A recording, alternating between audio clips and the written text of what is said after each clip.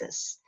And it has sort of a solemnity to it as well, that I guess I'm really attracted to that, but not always.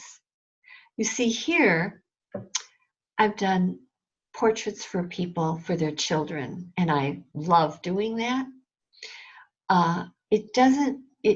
I do enjoy, just like I enjoyed the little girl in my first wood gatherers painting, I enjoy the happiness of these little children and their bright eyes and their joy. And I painted that. And I do love to think about my home and other people's homes as a place of safety and happiness. So I do paint happy paintings and can. They're not all sad. And even when I was in Montana and I found some black-eyed Susans on the mountain, I did lovely watercolor of them. And they're a kind of abstract, really, if you look at the shapes. They just suggest a watercolor. But the question is, what type of painting do I really love? And what type of painting do you love? You know, there's decorative whimsical paintings, there's realistic paintings, there's impressionistic paintings, then there's expressionistic paintings, whereas the impressionists were really concerned about the color and the moment. The expressionists weren't concerned so much about the color outside as what the color made them feel inside. And then there's abstract expressionists who were really interested in color and just shapes and the emotional impact that it made on them. And then there were people who would paint in a more folk, primitive, symbolic way, where the images they picked had strong symbolic meaning. And I'm sitting here with my hand over my head, thinking, what type of painting do I like? What do I want to paint? What really moves me? And I wonder if you've thought about that.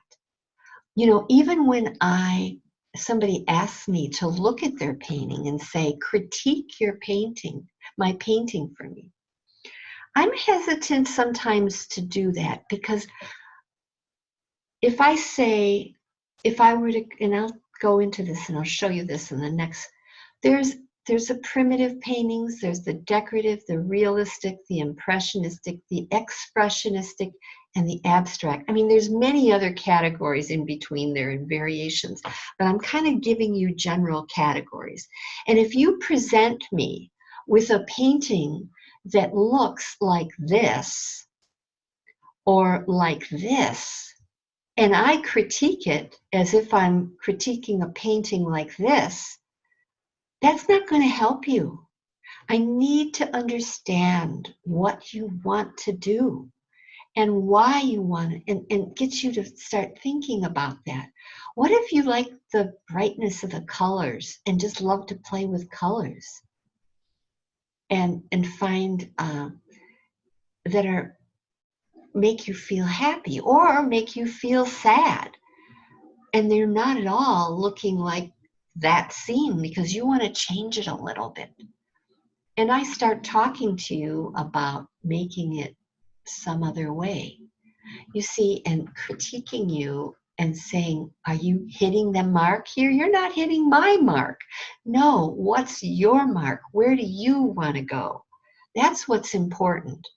And that's what we need to get in touch with and to feel good about, so that when you paint, you can actually start identifying your direction and your inner compass. And sometimes you don't know that right away.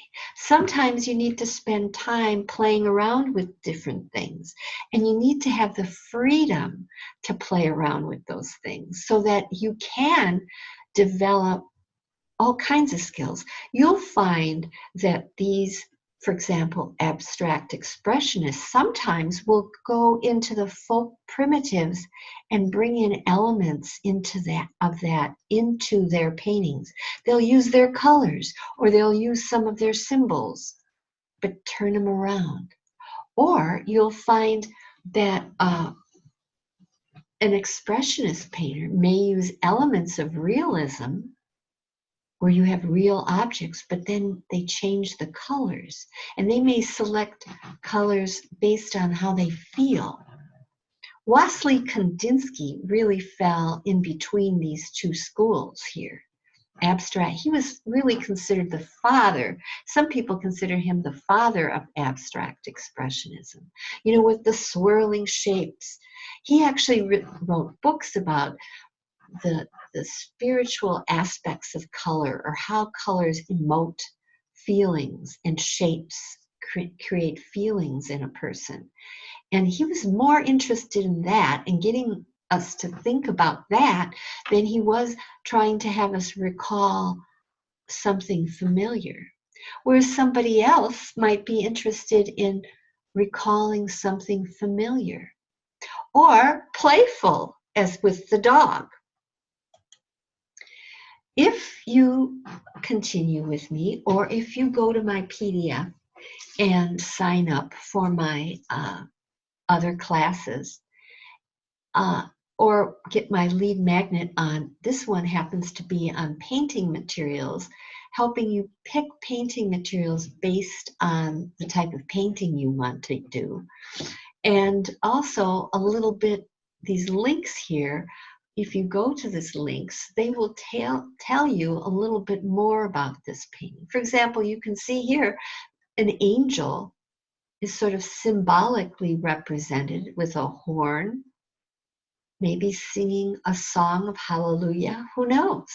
Or here, a very classic symbol, the cross, symbolically used by Gauguin, who painted about the same time as Van Gogh. They were actually roommates for a while.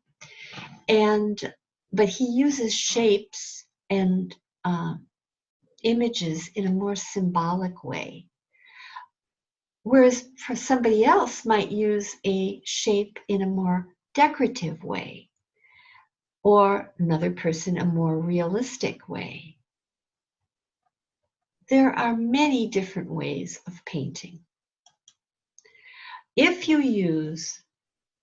want to be a folk primitive painter, a decorative, whimsical painter, a realistic, impressionistic express, you can use all of these medias that are mentioned here. And in class, what I'm going to be doing in the next couple weeks, and not in our particular class, but in the videos that'll be coming out, I'm going to talk about the symbolic use of color and how different people have played with it. I want you to feel free to explore different things. And because what you're going to find is that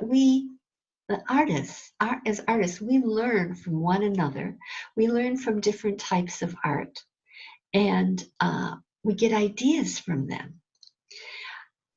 It's not the only source of our ideas. Sometimes there are experiences.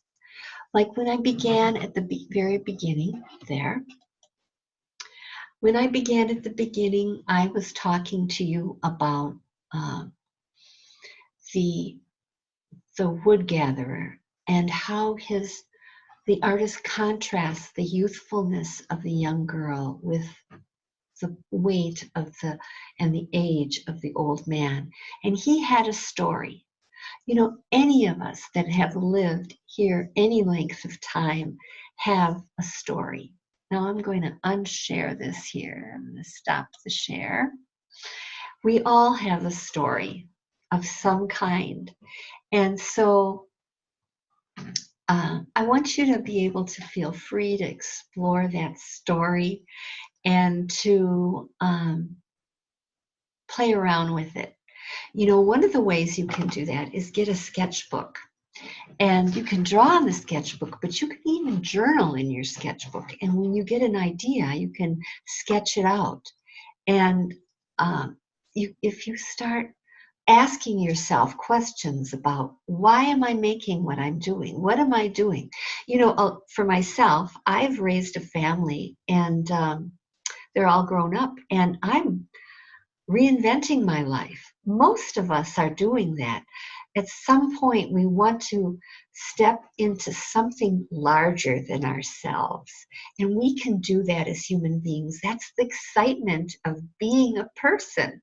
And one of the things I want to explore, allow you to explore that aspect in your painting, because painting isn't just about technique, it's about your feelings, it's about your life.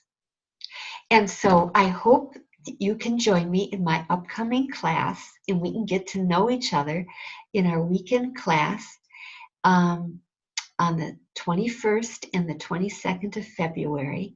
Sign up. I'm looking forward to sharing with you, and I really, really hope you enjoyed this little talk, and I hope you leave comments below and you subscribe. And if you have any suggestions or if you have any questions, I am definitely open to talking to you. And I have enjoyed the comments that I've gotten so far too. Take care.